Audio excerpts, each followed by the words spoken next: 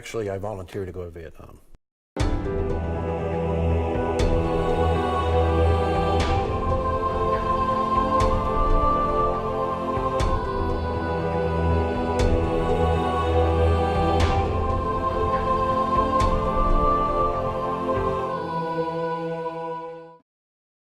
We didn't think we were going to survive.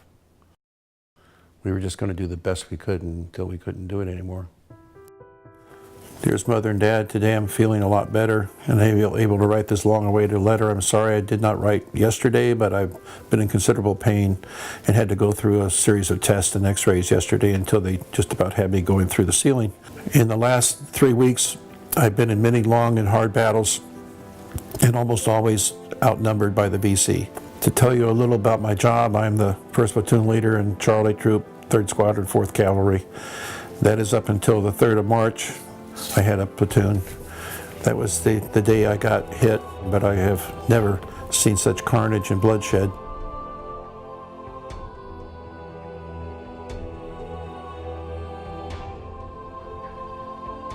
In 1968, the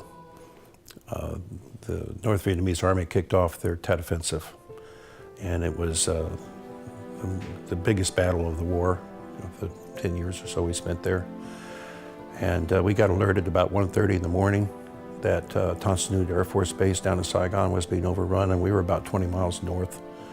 Went out and mounted up into our tanks and APCs and took off down Highway 1 at about 2 o'clock in the morning.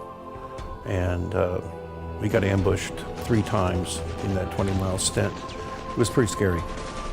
And it took us about 3 hours until about 5 a.m. we hit Tan Son Nhut.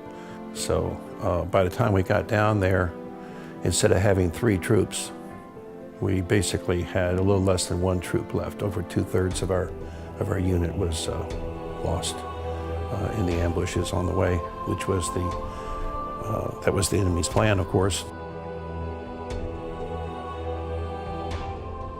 So we lined up in a cavalry charge across the very wide, long runway with the tanks and APCs that we had left. It was about 5 a.m. It was before dawn, and there were rounds going off all around us, everywhere. It was very, very heavy fire.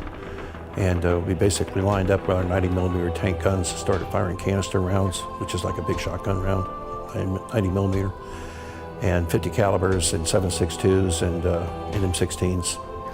And we just rolled down the runway, and we were running over people, running over soldiers, and some were trying to climb up on our tracks, and we had to, we used our M16s or our 45 caliber pistols to shoot them off and to keep them from, they wanted to take over our vehicles, and we kept moving. And that battle went on for about an hour and a half. It seemed like forever, till the sun came up. And by that time, I was the only officer still alive on the ground. The next day after that, the 2nd of February, we were back out in the field again, escorting a convoy, or securing a fire support base, or securing a night defensive position. We were in firefights every day and every night, and we'd always get attacked before dawn.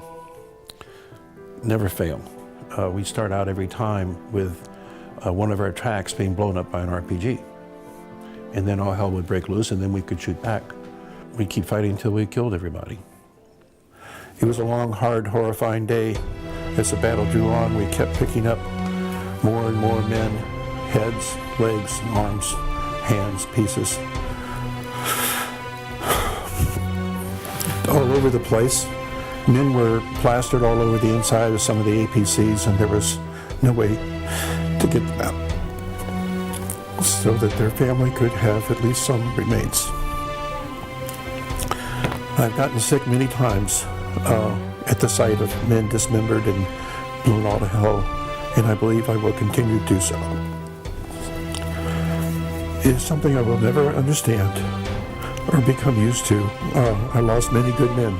I'm going to have to wrap this up pretty soon. I have many letters to write to the wives and families of those men who have died under my command.